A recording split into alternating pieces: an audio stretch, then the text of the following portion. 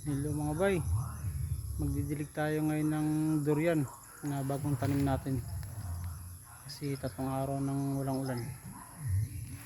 Yung mga bay, didiligan natin yung mga bagong tanim natin.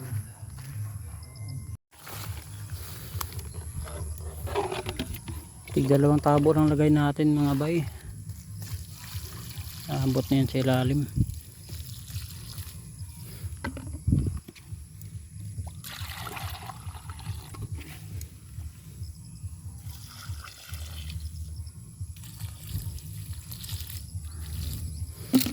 Yan, masangking yan. Ipinsa lang yan mga bay kasi 3 araw na walang ulan. Hindi pa man masyadong tuyo yung lupa mga bay, pero diligan na natin. Ito ano to, D101 ano, bago pa lang natin tinanim pero parang may palabas na ng mga bagong dahon niya. May nag-comment dun sa video ko mga bay at sabi ni Sir, mali daw yung pagtanim ko kasi tinabunan ko talaga yung puno. Pero ang ano yan mga bay, hindi ko talaga tinabunan na sobrang lalim yan. Dito lang mataas pero dito malalim tulad yan. Akala niya kasi siguro ginanyan ko talaga yung lupa hanggang dito. Sabi daw kasi matagal daw lumaki kapag tatabunan talaga kaagad mga bay. Kaya ang ginawa ko dyan, malalim dyan sa pinakapuno, tapos dito lang yung mataas. Pero tingnan lang natin mga bay kung ano mangyayari dyan. Ito puyat to. May mga ano naman na siya. Yan, mga palabas na dahon. Ibig sabihin yan mga bay, mabubuhay na talaga yan siya simula nung tinanim natin. Yan puyat yan. Kasi kung simula nung tinanim natin mga bay, parang 5 araw na ata ngayon. Kung dito siya mabubuhay, nalanta na to.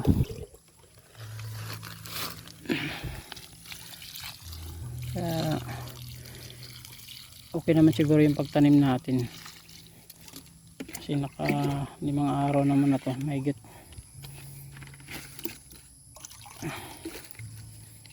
Ito D101 naman to. Ay no, musangking yata ito mga bay, mataas yung dahon nya. Yan. Ito iba, kung natin itong tubig kay dalawang puno na itong balde natin.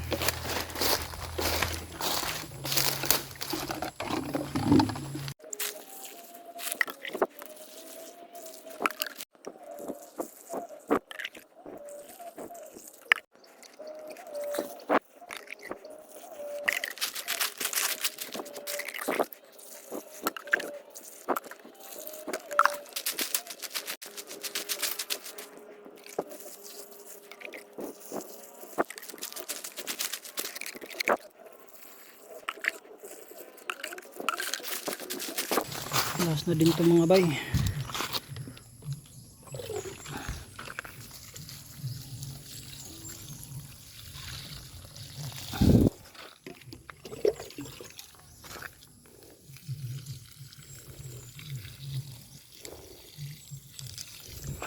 Ito mga bay, dito mo malalaman na naka-recover na talaga siya simula nung tinanim natin kasi may palabas na siya kagad na mga bagong dahon. Tsaka makakaboil na yun mga bay, mga ilang buwan lang makapal na yung mga bagong tanim natin na durian.